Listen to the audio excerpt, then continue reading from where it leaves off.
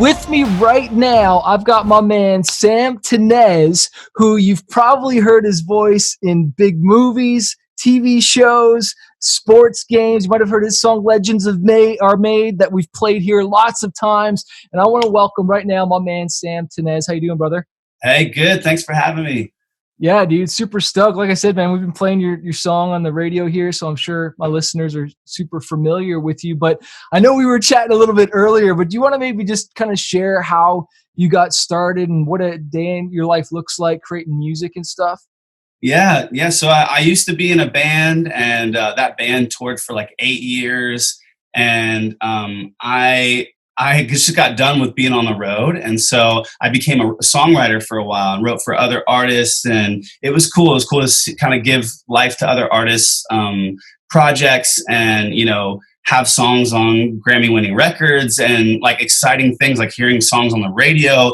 But at the end of the day, it didn't fully satisfy what I wanted inside my heart, and so I fell into writing with my buddy Maggie, who goes by Ruel, and we just started writing some really cool dark cinematic stuff for TV and film. It started doing really well, and so I decided, well, what if I put my voice on something just like this? And Yeah. it became this kind of birth of my artistry that I never even knew that I wanted until it started happening. And it's been about 3 years now, and we've almost got about 80 million streams on my first record. So it's pretty That is crazy. amazing, man. And it didn't like start out that way because you had a little bit of a history before, like in another band. Like it didn't work out the first time, you might even say, No, right? there's so many failures before things went well. I mean, I always say, like, if evolve or die. It's like if you can't evolve, if you can't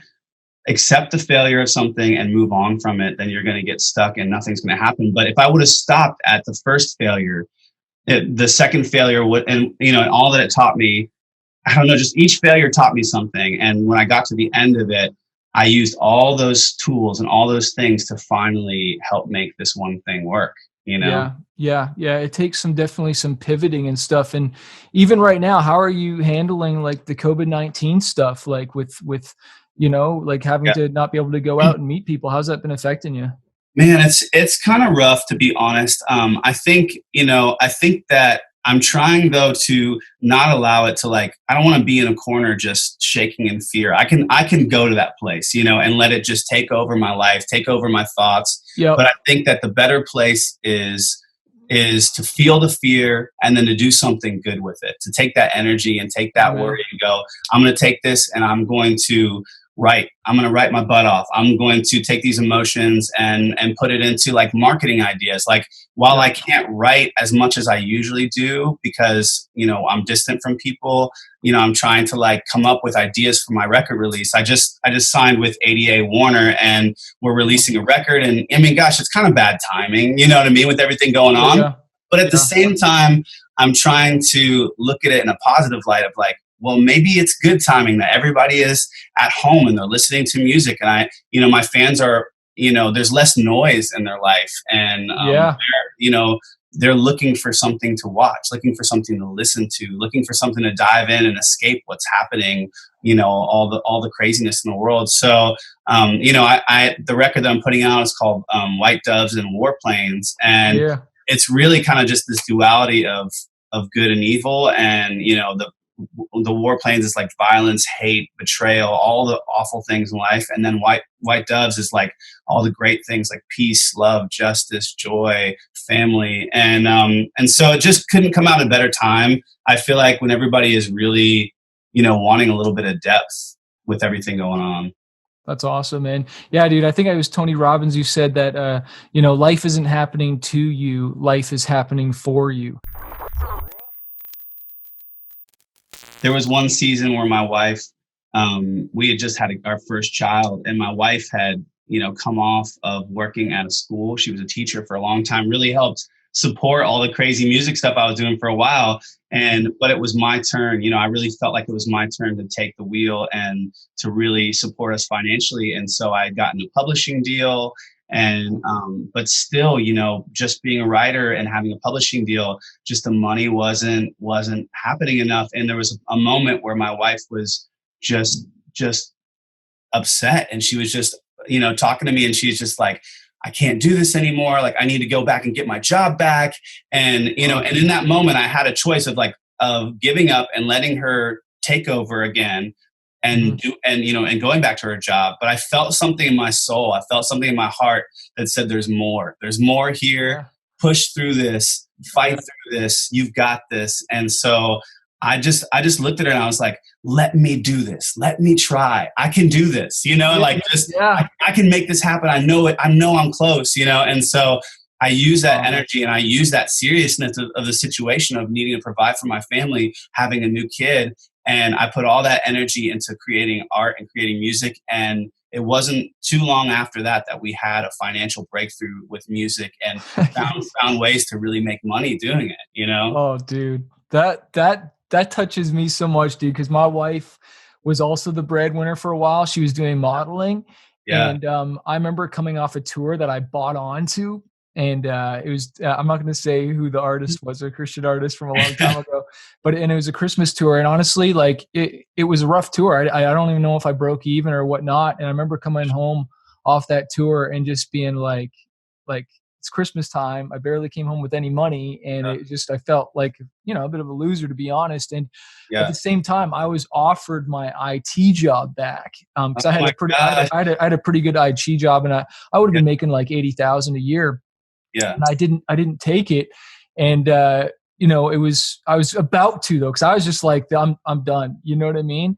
And, what's crazy is we ended up blowing up in Japan for a period of time. Dang. Selling like tens of thousands of records. I'll share that with you another time, but that's awesome. But it was literally that moment of just like, I don't know if I can push through. And I'm sure you're so glad that you didn't give up, man. I mean, if I would have given up in that moment, I would have just missed out on all the amazing things that were waiting for me. You know what I mean? There's that thing. I think it's a Malcolm Gladwell book that talks about the tipping point. Yes, there really is a tipping point. There's a moment where you're pushing and you're almost there, and most people give up in that moment. And that's the moment where a lot of people give up, and they never see their dreams. They never see what's meant for them because they give up. Now, obviously, you have to be self-aware. You don't want to I never put my family in a bad situation. If I would have kept pushing and we needed to pay rent and I would have gotten a job.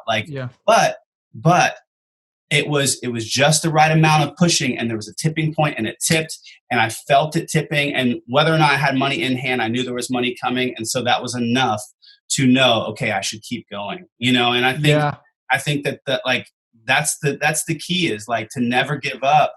And even if I did go get a job at Home Depot, every night I should be going home, writing more music, collaborating with people. Even if I do have a day job, I should be working 2 jobs if I really want my dream to succeed. It's, being an entrepreneur is doing whatever it takes to win and to have success with what you believe you have inside of you. So I'm a big supporter of not giving up, What fires you up in the morning, and how do you push through, doubt and fear? I even saw you post something on your Instagram, not that I'm like trolling you or anything like that, or creeping on you, but about even anxiety, which I think is real. And I think some people see success and they see certain things happening, but I think that doesn't mean that the fear or the doubt or things just go away. Right. And I think that success is like a magnifying glass, and it,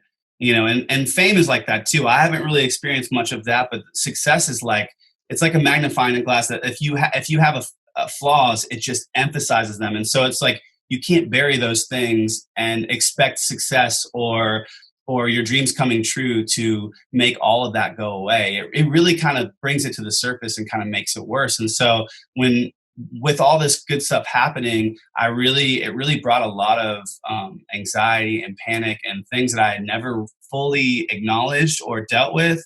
And honestly, for me, exercising, meditating on truth, on God's word, and and really just trying to connect with people. I feel like connection with Yeah. people one-on-one, face-to-face, you're looking in their eyes, they know you, you know them, that kind of connection, like that is better than Prozac, better than Lexapro, better than any of that medicine Yeah. that honestly at some point I've had to take medicine, and it Hmm. sucked. It sucked to have to feel like, oh man, this feels like such a sting of defeat. But I can tell you that I no longer take any medicine, and by Good a for you. miracle, I was able to get counseling, do neurofeedback, exercise, change my diet through a lot of Yeah. hard work. I was Yeah. able to come off of medicine because that was important for me, because I really felt like I wanted to fix what was happening in my heart, in my head. Yeah. And I still wake up and I feel panic. I still wake up and I feel anxiety, but I speak that truth over my life. I Yeah. wasn't given a spirit of fear, but power, love, and a sound mind. And Amen. you know all those things, like I really try my hardest to be real with my emotions, feel the fear, feel the sadness, feel what I was trying to numb, which Yeah. ultimately led to panic and all that stuff. So I feel like those are some things that I do. It's a big combination of a lot of things, and it's a lot of work, but Yeah. it's worth it.